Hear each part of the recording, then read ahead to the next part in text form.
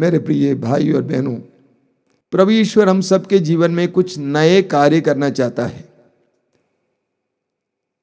ईश्वर के मन में हमारे लिए योजनाएं हैं। यिर्मयाह अध्याय 29 वाक्य 11 बार बार सुनते हैं। प्रभु ईश्वर कहता है कि तुम्हारे लिए निर्धारित योजनाएं मैं जानता हूं। तुम्हारे हित की योजनाएं, अहित की नहीं, तुम्हारे लिए आशामय भविष्य की योजनाएं। ईश्वर की उन योजनाओं को हमारे जीवन में संपन्न होने के लिए हमें ईश्वर को साथ देने की आवश्यकता होती है, सहयोग देने की आवश्यकता होती है। और दूसरी तरफ ईश्वर को हमारे जीवन में कार्य करने देने की आवश्यकता है। हमें विश्वास के द्वारा, पवित्र वचन पर विश्वास के द्वारा, प्रार्थना के द्वारा हमारे जीवन में ईश्वर को कार्य करने के लिए स्थान देने की जरूरत होती है। तब हमारे जीवन में ईश्वर और हमारे बीच एक आदान प्रदान होगा। हमारे जीवन में बड़े बड़े चिन्ह और चमत्कार प्रकट होंगे। हमारे जीवन में अलग अलग प्रकार की सफलताएं हमें अनुभव करने को मिलेंगी। मेरे प्रिय भाई और बहनों, कुछ दिन पहले एक दंपति अपने 18-20 साल की बेटी के साथ मेरे पास आए। उन्होंने कहा कि वे चाहते हैं कि लड़की MBBS करें, और उन्होंने हजारों रुपए उस लड़की पर खर्च किया है, उसको ट्यूशन दिलाने के लिए, कोचिंग दिलाने के लिए, लेकिन लड़की बहुत कम नंबर लाती है। मैंने कहा कि इस बेटी से मैं बात करना चाहता हूं। उसको अलग से कमरे में बुला लिया। मैंने कहा कि बेटा सुन, मुझे लगता है कि तुम मोबाइल फोन के गुलाम हो गई हो। उसने कहा ये सच्चाई है। रात को मम्मी पापा के सोने के बाद मैं घंटों मोबाइल फोन देखती हूं और अक्सर अश्लील चित्र और चलचित्र देखती हूं। दिन को पढ़ने का मन नहीं करता है, क्योंकि मन में यही सारी बातें भरी रहती हैं। तो मैंने पूछा अभी क्या करोगी? उसने कहा मैं अपना स्मार्टफोन मम्मी को दे दूंगी और एक छोटा सा फोन ले लूंगी। आवश्यकता पड़ेगी तो मैं उस फोन को मम्मी से ले लूंगी। मैंने कहा तुमने बहुत अच्छा किया है। मेरे प्रिय भाई और बहनों, आधुनिक युग में हमें बहुत सारे ऐसी वस्तुएं मिली हैं जो हमारे लिए बहुत लाभदायक है। सबसे पहले हम ईश्वर को धन्यवाद दें कि ईश्वर ने हमें बुद्धि दी, हमें रचनात्मकता दी, हम मनुष्यों को खोज करने की शक्ति दी, ताकत दी और इच्छा प्रदान की। जरा सोचिए पुरातन मनुष्य के बारे में। पुराने जमाने में इंसान कैसा था, मनुष्य कैसा था? नंगे रहते थे, फल फूल खाते थे, गुफाओं में रहते थे। 100 साल पुरानी तस्वीरें उठा के देखिए। 100 साल पहले इंसान कहां था, आज इंसान कहां पहुंच गया है। मनुष्य ने अपनी आंखें आसमान पर गाड़ रखी है। तकनीकी विकास कहां से कहां तक पहुंच गया है। अविश्वसनीय बातें आज हो रही हैं। आज लाखों वैज्ञानिक विभिन्न क्षेत्रों में नए नए आविष्कार करने के लिए बैठे हुए हैं। लाखों लाखों वैज्ञानिक। आधुनिक युग के बहुत सारे दानों में एक दान है मोबाइल फोन और इंटरनेट। मोबाइल फोन और इंटरनेट। कुछ साल पहले तक अक्सर टेलीफोन कुछ अमीर लोगों के घरों पे होते थे, या तो टेलीफोन करना होता था तो हमें पब्लिक बूथ पे जाना पड़ता था। उस समय हम लोग सोचते थे काश हमें एक ऐसी चीज मिल जाती ताकि हम जहां चाहे वहां से फोन कर सके। ऐसी चीज मिल भी गई। हमारे लिए कितने आह्लाद की बात है, कितने आनंद की बात थी जब मोबाइल फोन आया। अब कुछ दिन के बाद हमने सोचा भाई जिससे बात कर रहे हैं काश उसको देख भी सकते, और वो भी हो गया। देख कर हम बात कर सकते हैं। कितना फर्क आया है। और आज के युग की ये पहचान हो गई है मोबाइल फोन। मुझे लगता है कि हर 5वें इंसान के हाथ में हमारे भारत में मोबाइल फोन है। और आजकल विशेष करके छात्र छात्राएं बिना स्मार्टफोन के पढ़ने के लिए जा नहीं सकते हैं। स्मार्टफोन में बहुत सारे इंफॉर्मेशंस मिलते रहते हैं, लेकिन यही मोबाइल फोन हमारे लिए बहुत फायदेमंद है, लेकिन बहुत नुकसानदायक भी हो सकता है। इस पर हम लोग मनन चिंतन करेंगे। मोबाइल फोन के क्या क्या फायदे हैं, इसको मैं यहां गिन नहीं सकता हूं, असंख्य फायदे हैं। सबसे पहले, संपर्क के लिए कितना सुंदर माध्यम है। कहीं से भी किसी से भी संपर्क किया जा सकता है अगर वहां पर नेट की व्यवस्था हो तो। संपर्क के लिए इतना सुंदर उपाय हमें मिला है। पहले हम लोग चिट्ठियां लिखते थे, आजकल टेलीफोन के द्वारा ही सारे मैसेज भेजे जाते हैं, किताबें भेजी जाती हैं। ऑनलाइन का जमाना है, हर चीज ऑनलाइन में आ जाती है। ऑनलाइन के द्वारा खाता खोलना, पैसा निकालना, पैसा एक्सचेंज करना, अगर कोई कहीं खो गया है तो मोबाइल के द्वारा पता लगाना, और विशेष करके आजकल अपराधियों को पता लगाने के लिए मोबाइल फोन नंबर 1 माध्यम बना हुआ है। जहां अपराधी वहां मोबाइल फोन कहां था उसके बारे में पता लग जाता है। मोबाइल फोन और नेट जानकारियों का एक अथाह समुद्र है। हर बात के बारे में जानकारी, भाषा की जानकारी। और आजकल हम देखते हैं कि मोबाइल फोन के द्वारा करोड़ों लोगों के जीवन में आध्यात्मिक जागृति आ रही है। करोड़ों लोगों के जीवन में आध्यात्मिक ज्ञान प्राप्त कर रहे हैं, आध्यात्मिक अनुभूति प्राप्त कर रहे हैं, चंगाई प्राप्त करते हैं, जीवन परिवर्तन होता है। कितना सुंदर माध्यम है, कितना सुंदर आविष्कार है। हमारा चैनल बहुत छोटा चैनल है, मातृधाम आश्रम चैनल। हमारे ही चैनल में हर रोज कम से कम 50,000 व्यूज होते हैं, यानी हजारों लोग हमारे साथ जुड़े हुए हैं, आध्यात्मिक धारा में बह रहे हैं। कुछ साल पहले मैं मंगलोर में एक सभा करने गया हुआ था, काफी प्रचार होता है वहां पे, और प्रचार में मेरी भी तस्वीर थी। एक व्यक्ति ने, बस में बैठे हुए एक व्यक्ति ने देखा मेरी तस्वीर और पता लगाया कि कहाँ पे सभा हो रही है, मुझे ढूंढ कर आ गए। शाम को सभा होती थी, सुबह के समय लोग आते थे प्रार्थना के लिए। ये भाई भी कमरे में आए, उन्होंने कहा कि मुझे प्रार्थना नहीं चाहिए, लेकिन मैं आपको धन्यवाद देने आया हूं। मैंने कहा भाई मैं तो आपको पहली बार मिल रहा हूं, धन्यवाद की कौन सी बात रही। उन्होंने कहा सुनिए, मैं सेना में कार्य करता था, मैंने VRS ले लिया, घर आया, बहुत पीता था, लेकिन घर आने के बाद एक और बुराई आ गई। मेरे अंदर नारियों के प्रति बहुत ज़्यादा लगाव आ गया, गलत रिश्ते रखने लगे, परिवार वाले बहुत परेशान थे। ऐसे में एक दिन मैंने अपने मोबाइल में देखा, आपका प्रवचन सुना। मुझे लगा कि एक क्रिश्चियन प्रोग्राम है, क्योंकि मैं स्वयं क्रिश्चियन हूँ, इसीलिए सारे प्रवचनों को उन दिनों में जी जागरण टीवी में कार्यक्रम देता था, मोबाइल में नहीं। उसको हमने YouTube में डाउनलोड किया था और उन्होंने देखा, एक उनको अच्छा लगा, दूसरा सुना अच्छा लगा, उन्होंने सारे प्रवचनों को अपने मोबाइल में डाउनलोड कर लिया। उन्होंने मुझे दिखाया कि देखिए आपके प्रवचन यहाँ पे हैं। एक के बाद एक प्रवचन सुनते गए हेडफोन लगाकर। उन्होंने कहा कि मैं आपको बताना चाहता हूं, 1 साल से मैंने दारू नहीं छुआ है। एक छोटी सी चीज है मोबाइल फोन, लेकिन उसके जरिए कितने लोगों की जिंदगियां बदल जाती हैं।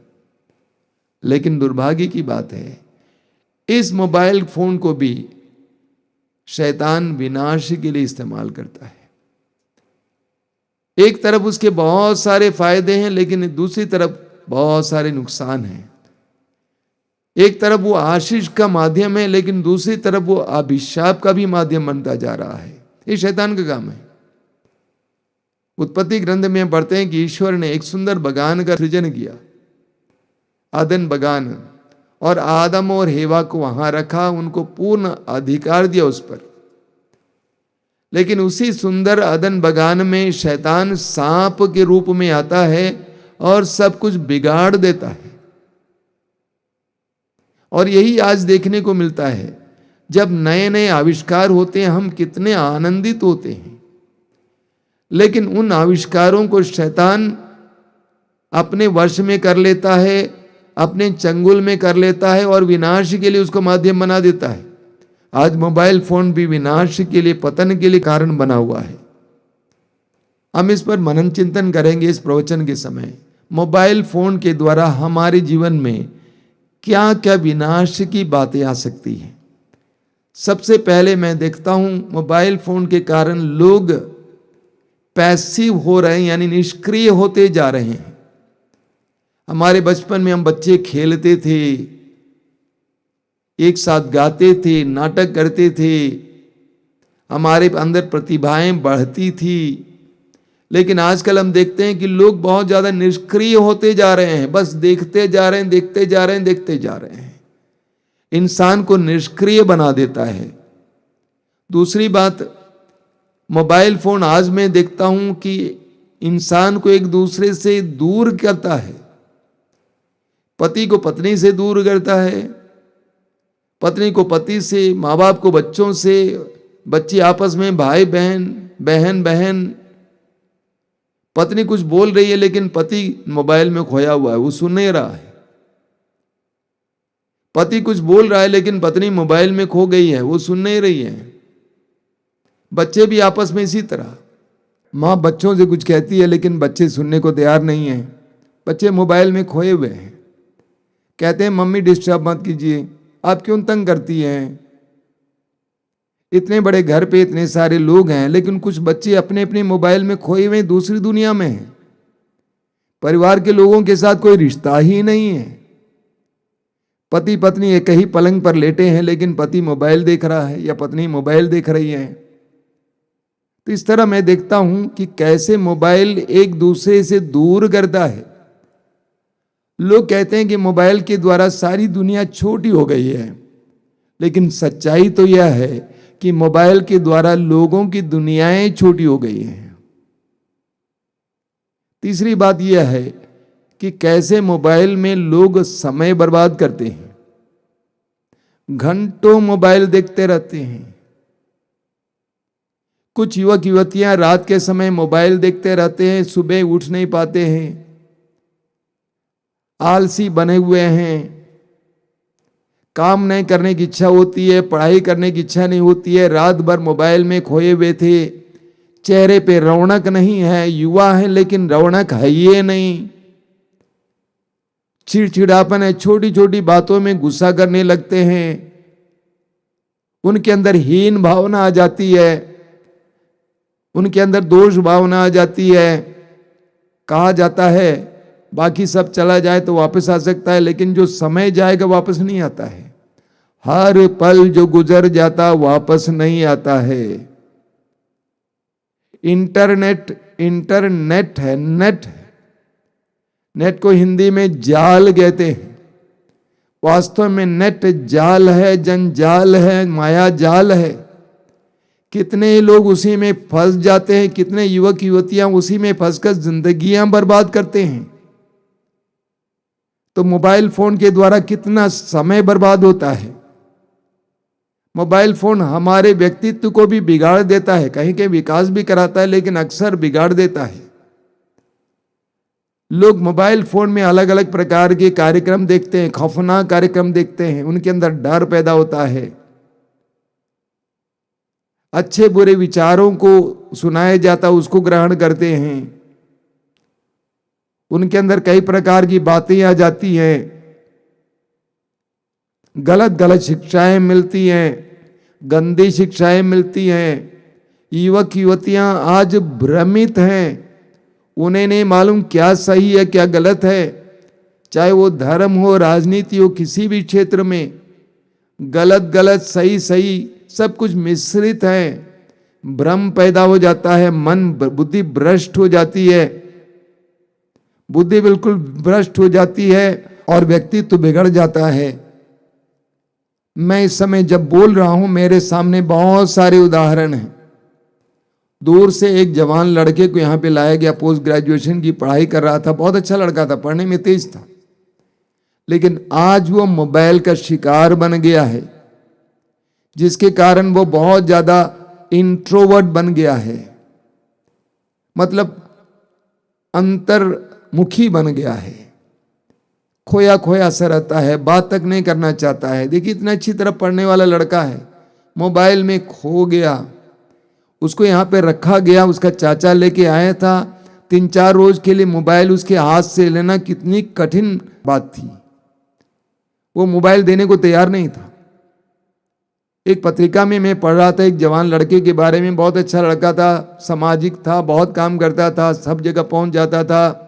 अचानक वो बहुत ज़्यादा अंतर्मुखी होता जा रहा था, इंट्रोवर्ट, बात नहीं करना, चिड़चिड़ापन।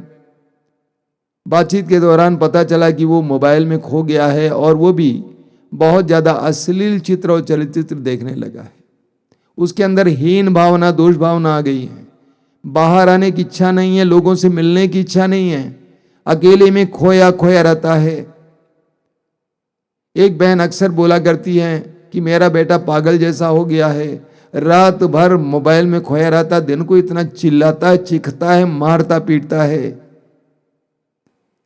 कई युवक युवतियों को मोबाइल एडिक्शन हो जाता है, लत हो जाती है और वे मानसिक रोगी हो जाते हैं।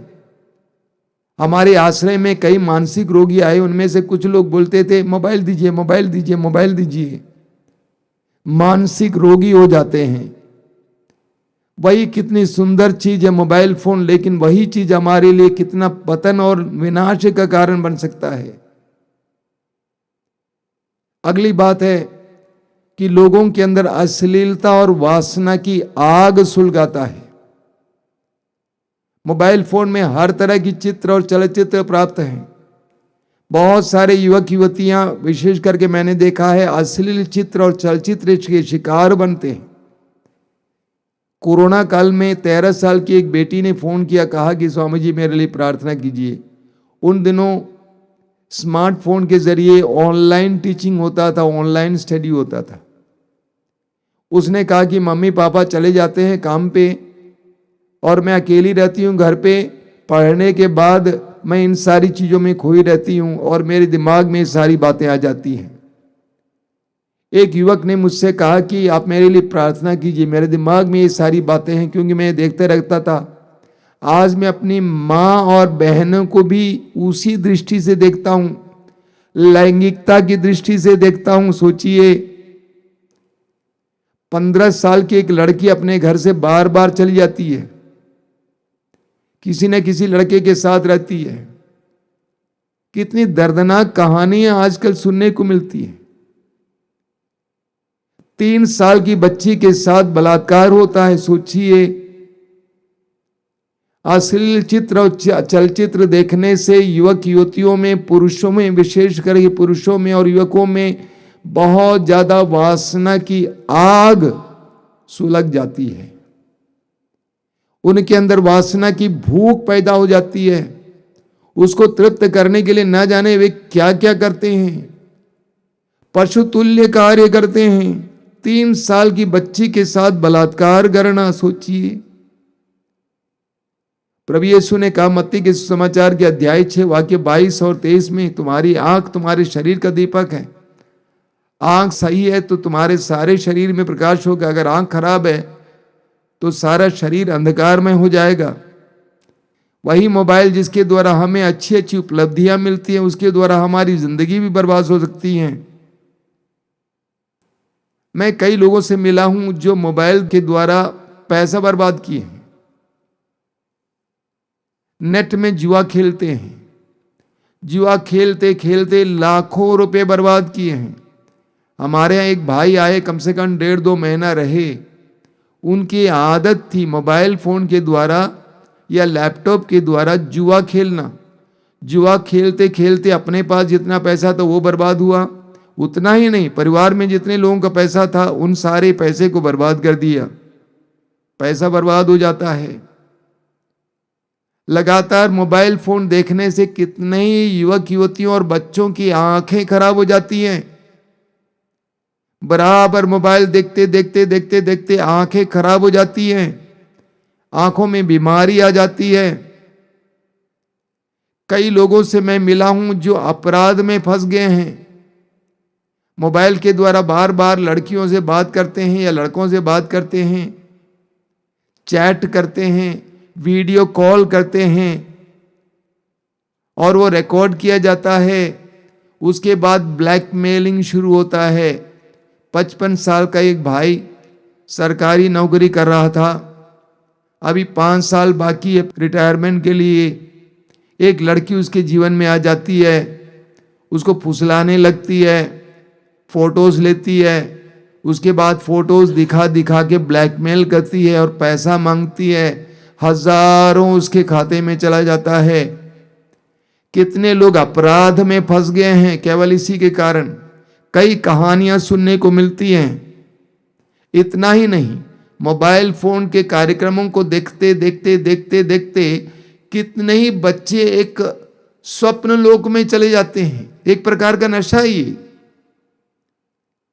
नशीले पदार्थ खाने के बाद जिस तरह लोग स्वप्न लोक में चले जाते हैं, उसी तरह इन सारे कार्यक्रमों को देखते देखते देखते देखते वे स्वप्न लोक में चले जाते हैं, ड्रीम वर्ल्ड में चले जाते हैं।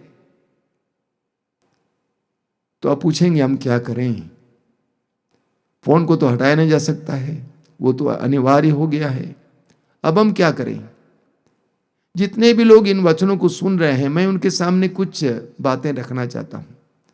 सबसे पहली बात, माता पिता, विशेष करके माताएं, अपने बच्चों को बचपन से मोबाइल ना दें। बच्चे को खाना खिलाने के लिए मोबाइल देती है, बच्चा मोबाइल देख देख के खाना खाता है। पिंड छुड़ाने के लिए बच्चा परेशान करता है, उसके हाथ में मोबाइल दे देती है, वो मोबाइल खेलता रहता है। बच्चे के साथ बैठकर मोबाइल देखती रहती है। कुछ वर्ष पहले एक बार मैं ट्रेन में सफर कर रहा था। एक स्टेशन पे एक नारी अपने 2 बच्चों के साथ और पति के साथ घुस गई। उनके पास काफी लगेज भी था। 1.5-2 साल का बच्चा रो रहा था, रोते जा रहा था और मां बोलती जा रही थी, मैं दूंगी मैं दूंगी मैं दूंगी। मैंने सोचा दूध मांग रहा है या खाने के लिए कुछ मांग रहा है। जब सारा सामान रखा गया, उस मां ने अपने बैग से लैपटॉप निकाला, उसको ऑन किया, बच्चे को दे दिया, बच्चा शांत हो गया। कुछ देर के बाद मैंने उस युवती को बहुत डांटा। मैंने कहा, आपने किया क्या है? बच्चा रो रहा है तो आपने दे दिया। बच्चा रोएगा तो आप चाकू दे देगी? आपने 1.5-2 साल की उम्र से उस बच्चे को लैपटॉप का शिकार बना दिया। कितनी बड़ी गलती आपने की है। तो माता पिताओं से अनुरोध करूंगा कि छोटे बच्चों को मोबाइल ना दें। पिंड छुड़ाने के लिए, खुश करने के लिए, शांत करने के लिए मोबाइल ना दें। उसके बदले कुछ चित्रों की किताबें दे दीजिए, बच्चों को चित्र देखने दीजिए, फिर मांगेंगे। इस तरह धीरे धीरे बच्चे किताब पढ़ने लगेंगे, किताब में रुचि आएगी। वरना वे मोबाइल फोन के शिकार हो जाएंगे, आदी हो जाएंगे, उनको लत हो जाएगी।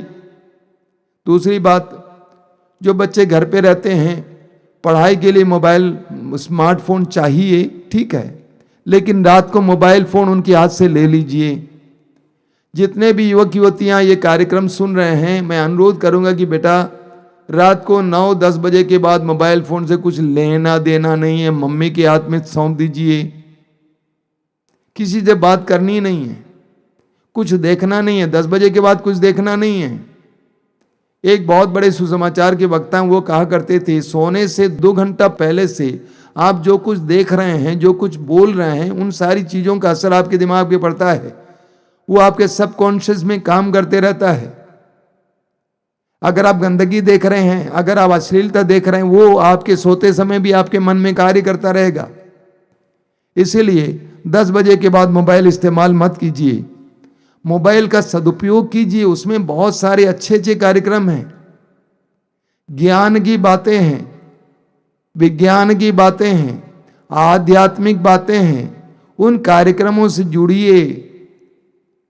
आपके अंदर जो नकारात्मक विचार है, मोबाइल को गंदगी और गलत कार्य के लिए इस्तेमाल करने का जो विचार है, उसको बदलिए। उसके बदले अच्छी अच्छी चीजें देखने लगिए। बहुत सारी अच्छी अच्छी चीजें आपको मोबाइल में मिल जाती हैं, अच्छे अच्छे विषय, अच्छे अच्छे विचार मिल जाते हैं। उसको देखना और सुनना शुरू कीजिए। इस तरह आपका ज्ञान भी बढ़ेगा, वैज्ञानिक ज्ञान भी बढ़ेगा। मैं इस समय अनुरोध करूंगा आप सभी से कि मोबाइल फोन इस्तेमाल कीजिए, लेकिन सदुपयोग कीजिए, दुरुपयोग मत कीजिए। प्रार्थना के लिए समय दीजिए। आपने कभी ख्याल किया कितने घंटे आपने मोबाइल फोन में बर्बाद किया? उसमें से 1 घंटा भी अगर आप प्रार्थना करते तो आपके जीवन में कितनी आशीषें आ जाती। अगर आधा घंटा भी आप पवित्र वचन पढ़ते या सुनते, आपके जीवन में कितनी आशीषें आ जाती। ईश्वर ने बहुत सारी अच्छी चीजें हमें दी हैं, उसका हमें सदुपयोग करना चाहिए, उसका दुरुपयोग नहीं करना चाहिए। आइए हम प्रार्थना करें। प्रभु यीशु, धन्यवाद देते हैं आज के इस दिन के लिए, हमें बुद्धि देने के लिए, ज्ञान देने के लिए। मानव इतिहास में मनुष्य ने जितनी तरक्की की उसके लिए ये प्रभु यीशु धन्यवाद देते हैं। आज के दिन के लिए मुझे प्रेरणा देने के लिए, मोबाइल फोन के सदुपयोग और दुरुपयोग के बारे में बोलने के लिए प्रभु इस समय प्रार्थना करता हूं, जितने भी भाई बहन सुन रहे हैं उन सभी लोगों को इस बात का एहसास हो कि समय तेरी ओर से एक बहुत बड़ा वरदान है। इस वरदान का दुरुपयोग करना सरासर गलत है, अपराध है। प्रभु यीशु समय में प्रार्थना करता हूं विशेष करके युवक युवतियों के लिए और उन लोगों के लिए जो मोबाइल के शिकार हैं, एडिक्टेड हैं, लत हैं। उन्हें स्वतंत्र कीजिए यीशु, उन्हें समय की कीमत का एहसास कराइए यीशु। मोबाइल फोन के द्वारा बहुत सारे अच्छा ज्ञान पाने के लिए कृपा दे देना यीशु। मैं विश्वास करता हूं कि हमारी प्रार्थना को तू सुन रहा है। आशीर्वाद देना, हमारी आंखों को शुद्ध करना, पवित्र करना। हमारी आंखें गंदगी ना ढूंढें बल्कि अच्छाई ढूंढें। हमारे कान गंदगी ना ढूंढें बल्कि अच्छाई ढूंढें। हमारी जुबान गंदगी ना ढूंढें बल्कि अच्छाई ढूंढें। इन सारी इंद्रियों के द्वारा हमारे जीवन में आशीष आए। हमें हमारे जीवन सुखमय बनाने के लिए, सफल बनाने के लिए इंद्रिय हमारी मदद करें। हमारी इस प्रार्थना को ग्रहण कर प्रभु यीशु। धन्यवाद, तेरी स्तुति, तेरी आराधना।